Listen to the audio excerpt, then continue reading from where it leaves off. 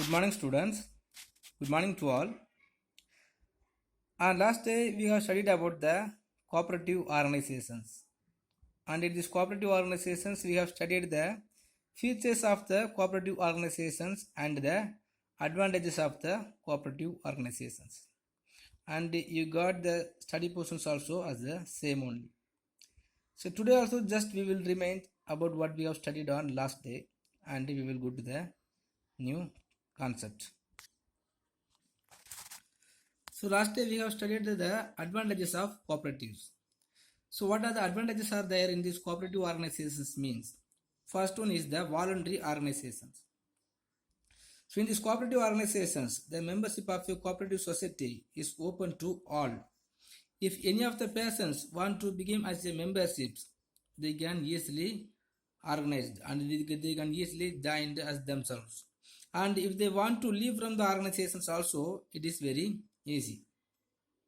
The membership fee is kept low so that everyone would be able to join and benefit from the cooperative societies. At the same time, any member who wants to leave the society is free to do so. There are no entry or exit barriers in this cooperative organization. Next, easy formation. So the cooperatives can be formed much very easily when compared to a company. Any 25 members who have attained a majority can join together and forming a cooperative organizations.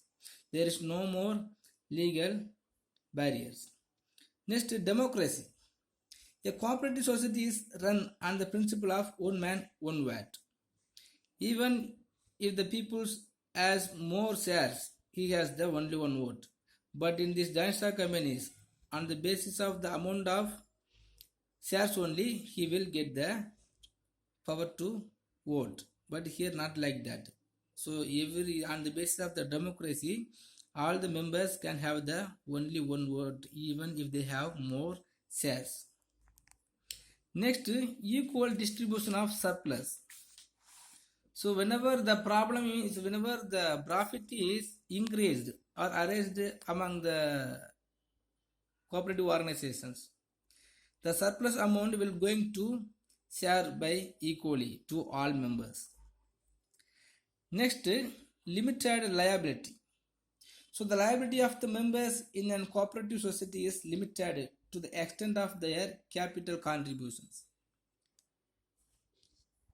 When the time of establishing the cooperative organizations, how much amount of capital is invested, so on the basis of investing the capital amount only, the limited liabilities will be there. So all the members no need to worry about the responsibilities. Next is separate legal entity. So the cooperative society enjoys separate legal entity, which is distinct from its members. Therefore, its continuance is no way affected by the death, insanity, or any of the lunacy. If any of the problem will never affect the existing of the cooperative organizations. Next, greater identity of interest. So, the cooperative organizations operates in a limited geographical area and there is greater identity of interest among members. So the members would be interacting with each other. They can cooperate and manage the activities of the society in a more effective manner.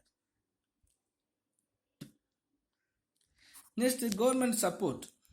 So for establishing the cooperative organizations, the state government and the central government also will be support to improve the cooperative organizations. Next, elimination of middleman. So normally the middleman only will be as the cause of increasing the price of commodities. But here cooperative societies can deal directly with the producers and the ultimate consumers. So there is no need to making the middleman. So when there is no middleman or absence of middleman, so the price for the commodities always will be as a reasonable. Next, tax concession. To promote the cooperative movement, so the government also provide the tax concession. So what are the product is produced in the government cooperative organizations? the tax will be very low, or sometimes there is no tax if any of the product is produced on the cooperative organizations, or if any of the commodity is going to sell in the cooperative organization, that commodities will have no tax. Next, rural credit. So the cooperative societies have contributed significantly in freeing villages from money lenders. So the rural credit also will be encouraged by the way of cooperative organizations. So many of the farmers are going to relieve from the local money lenders for high rate of interest. Okay, students, some 12 advantages are there in these cooperative organizations. So today, next we will go to study the disadvantages of cooperatives. Even though if there is more advantages in these cooperative organizations, some of the disadvantages also will be there in these cooperative organizations. So what are the disadvantages? First one is limited funds. So the cooperative societies have limited membership and they are promoted by the weaker section. So normally those who want to establish the cooperative organizations mean the poor peoples or the weaker sections of the peoples in the societies, or the farmers only will want to start at the cooperative organization. So the members will never make more capitals. So they can have the ability to make the limited funds only. So the membership fees collected is very low also. So therefore the funds available with the cooperatives are very limited. The principle of one man, one vote and limited dividends also reduce the enthusiasm of members. Suppose if the peoples are having more power in these cooperative organizations, we have some of the opportunity to increasing the members. But here one of the objectives of one man, one vote. So the man will never get more dividends. And because of that, so more people will never want to interested to join as a membership. So they cannot expand their activities beyond a particular level because of the limited financial resources. So when we have the limited financial resources, the cooperative organizations cannot be improved or expand their activities. Next, over reliance on government funds. Over reliance means over depending. So the government or the cooperative organizations must be depending on the government funds for their improvement. So the cooperative societies are not able to raise their own resources. Their sources of financing are limited and they depend on government funds. Because by the way of low members or the limited members, they cannot able to make more funds. When they don't have the more funds, they can expand their business activities. So these cooperative organizations always depending upon the government funds. So the government funds also will be changed on the basis of the political situations. The funding and the amount of funds that would be released by the government are uncertainties. Because whenever the profit is earning by the government, for that only the government will providing the finance. Next, imposed by government. So in the Western countries, cooperative societies were voluntarily started by the weaker sections. The objective is improve their economic status and to protect themselves from exploitations by the businessmen.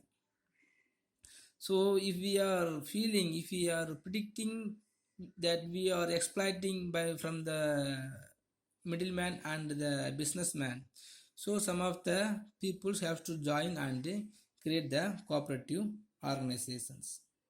But in India, the cooperative movement was initiated and established by the government. So wide participation of people is lacking. Therefore, the benefit of the cooperative has still not reached many poorer sections. Because some of the cooperative organizations are imposed and established by the government only, even if the poor peoples are not able to join as a members or not having the interest to joining as a members. So there is no chance to widespreading the advantages of the cooperative organizations among the poorest peoples. Next, benefit to rural rich. So the cooperative has benefited the rural rich and not the rural poor. But if you are considering any of the organizations, these organizations will create the two side of the peoples or two sections of the peoples, the rich peoples and the poor peoples. But so many of the cooperative organizations are established in this poor rural side only. Even in this rural side, the rich people only will have more shares and will have more power to dominating the poor peoples. The rich people elect themselves to the managing committee and manage the affairs of cooperative for their own benefit. If any of the rural rich became as a leader or the chairman of the cooperative organizations, this rich man will change the total activity of the cooperative organization. The agricultural produce of the small farmer is just sufficient to fulfill the needs of their family only. They do not have any surplus to the market.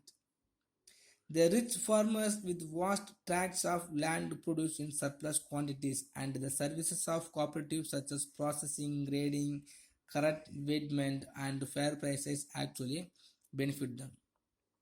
So when we are producing any of the commodities as a huge level, only we will get some of the benefit.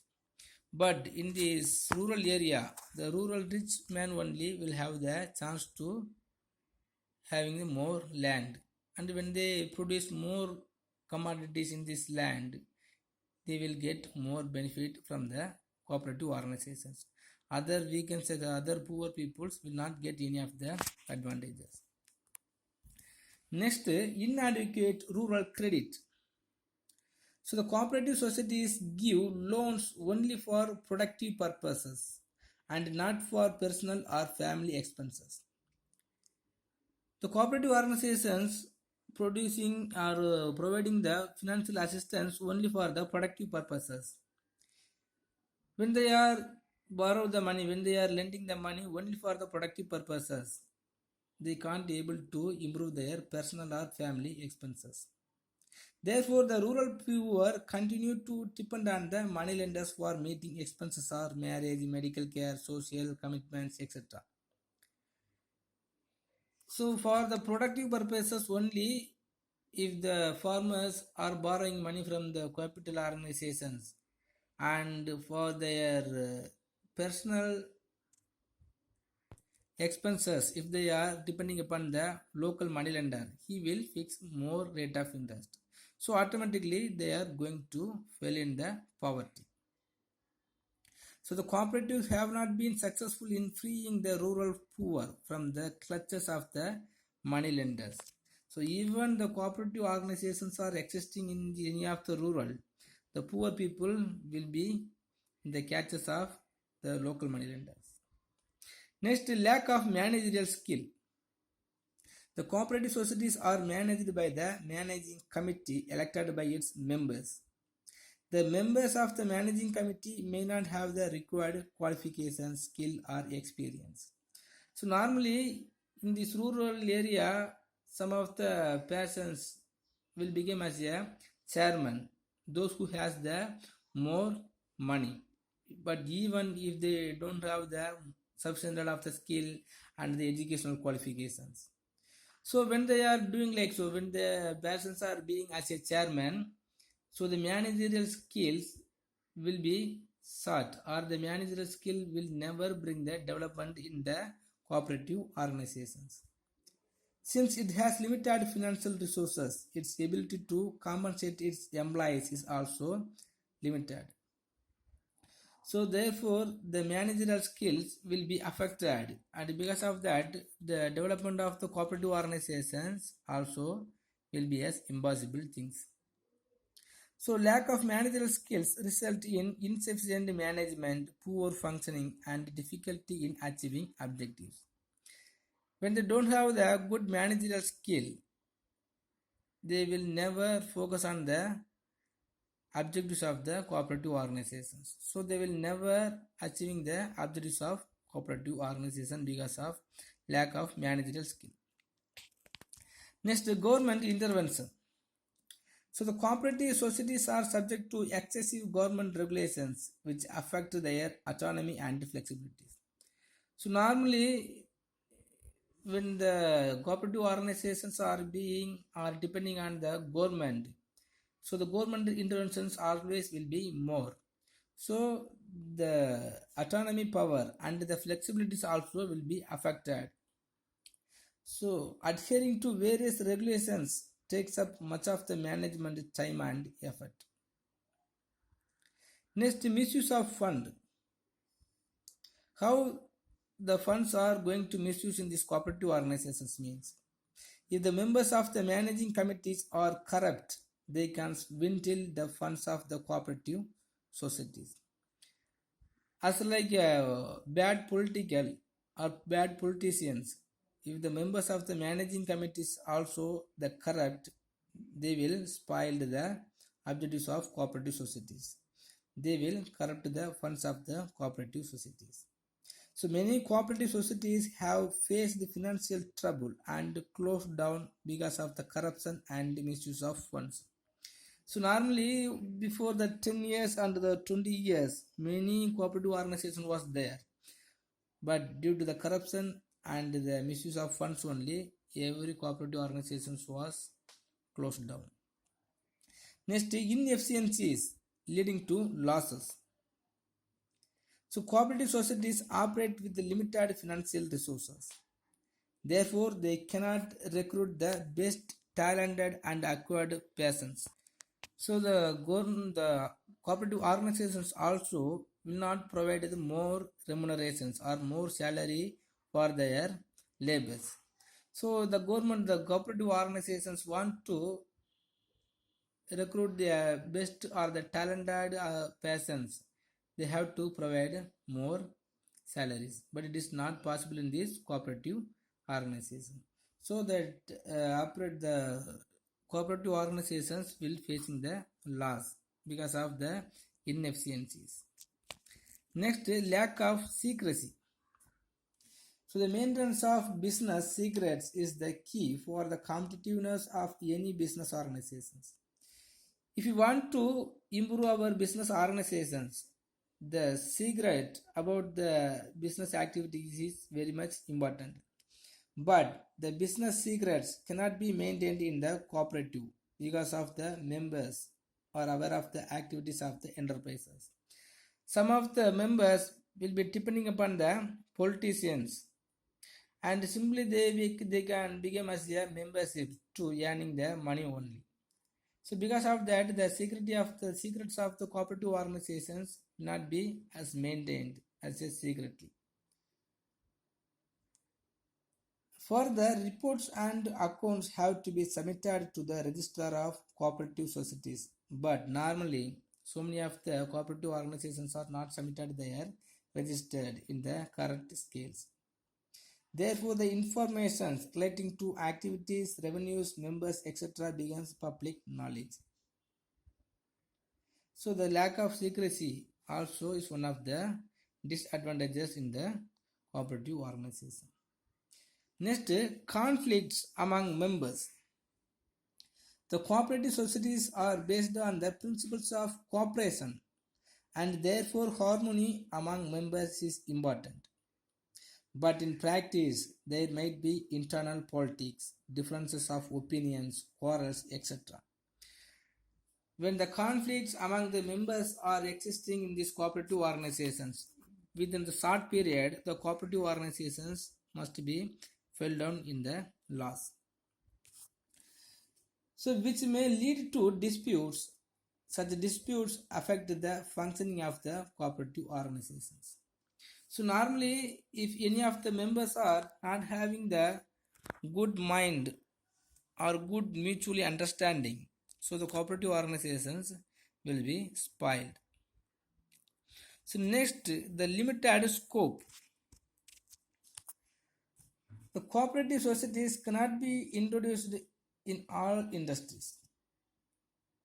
Their scope is limited to only certain areas of enterprises. Normally, the cooperative organization is very much suitable to produce the agricultural commodities or agro-based industries only. Since the funds available are limited, they cannot undertake large-scale operations, and it is not suitable in industries requiring large investment. Because already we have studied, if you want to establish any of the large scale industries, the more financial funds is required. But here there is no chance to creating the no more funds.